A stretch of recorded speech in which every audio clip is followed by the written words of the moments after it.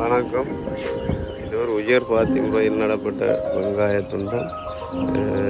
இது கிட்டத்தட்ட இப்பொழுது 2 மாதங்களை நெருங்கி கொண்டிருக்கிறது. இது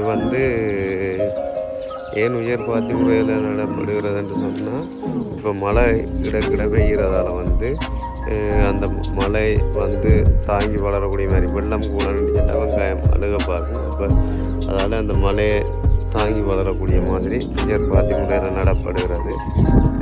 இது முதலில் புகையில் நடப்பட்ட வயல் துண்டம்.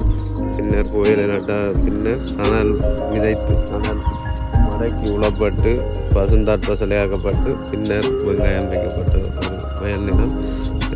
இது ஏன் சணல் போட்டேன்னு சொன்னால், சணல் போட்டு உலைக்குள்ள 45 நாளையால் அந்த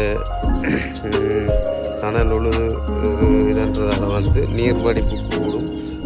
இதுக்குள்ளே பார்த்திங்கன்னா சணல் கட்டையால் இருக்கு. நீர் வடிப்பு கூடுறதால இந்த வெங்காயத்தில் வர அந்திரக்னோஸ் அழுகல்கள் குறைவாக இருக்கும். அதுக்காக பாதிக்கப்படுது.